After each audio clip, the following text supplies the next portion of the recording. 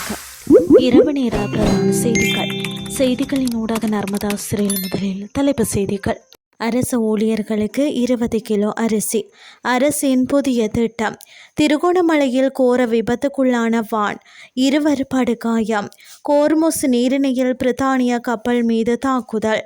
இனி விரிவான செய்திகள். அரசு ஊழியர்களுக்கு தவணை முறையில் பணம் செலுத்தும் அடிப்படையில் 20 கிலோ அரிசியை வழங்குவதற்கான வேலை திட்டம் ஒன்றை நடைமுறைப்படுத்த திட்டமிட்டுள்ளது.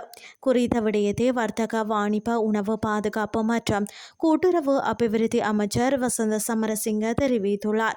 இதன்போது சிவப்பு அரிசி மற்றும் நாட்டரிசியை இவ்வாறு வழங்க திட்டமிட்டுள்ளதாக அமைச்சர் மேலும் குறிப்பிட்டார்.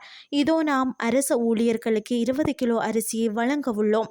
விவசாய அமைச்சர் ஒரு முன்வழிவு கிடைத்துள்ளது. அரசு ஊழியர்களுக்கு சலுகை விலையில் 20 கிலோ அரிசி வழங்கப்படும். 10 கிலோ வீதம் 2 பொதிகள் சிவப்பு அரிசி மற்றும் நாட்டரிசி தவணை முறையில் பணம் செலுத்தும் அடிப்படையில் வழங்கப்படும். இதற்காக வவுச்சர் ஒன்று வழங்கப்படும். இதனை சத்தோச அல்லது கூட்டுறவு விற்பனை நிலையங்கள் மூலம் பெற்றுக்கொள்ள முடியும். அனைவரும் விவசாயிகளின் அரிசியை உண்ண வேண்டும் அல்லவா?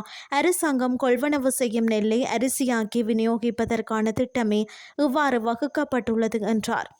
திருகோணமலை ஈச்சலம்பட்டு காவல்துறை பிரிவுக்கு உட்பட்ட பூநகர் பகுதியில் வைத்த சிறிய ரக வேன் மரமொன்றுடன் மோதி விபத்துக்குள்ளானதில் 2 படுகாயம் அடைந்துள்ளதாக ஈச்சலம்பட்டு காவல்துறையினர் தெரிவித்துள்ளனர்.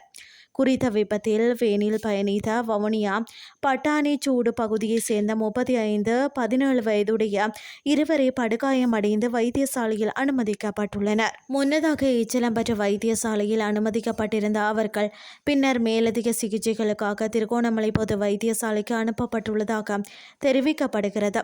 வவுனியாவில் இருந்து மட்டக்களப்பு நோக்கி பயணித்துக் கொண்டிருந்த வேனின் சாரதியின் தூக்க கலக்கத்தினாலேயே இந்த விபத்து ஏற்பட்டுள்ளதாக ஆரம்பகட்ட விசாரணை தெரிய வந்துள்ளது. இந்த நிலையில் சம்பவம் தொடர்பான மேலதிக விசாரணைகளை ஈச்சலம்பட்டு காவல்துறையினர் மேற்கொண்டுள்ளனர். இனி வெளிநாட்டு செய்திகள்.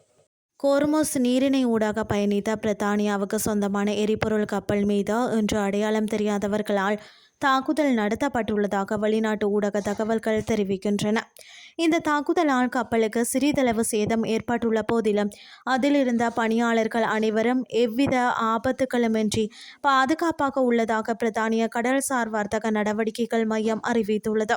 கடந்த 2 நாட்களுக்கு முன்னரும் கோர்முஸ் நீரிணை ஊடாக பயணித்த சிங்கப்பூருக்கு சொந்தமான எரிபொருள் கப்பல் ஒன்றின் மீதும் தாக்குதல் நடத்தப்பட்டிருந்தது. இந்த தாக்குதலை ஈரானே நடத்தியதாக அமெரிக்கா குற்றம் சாட்டியிருந்தது.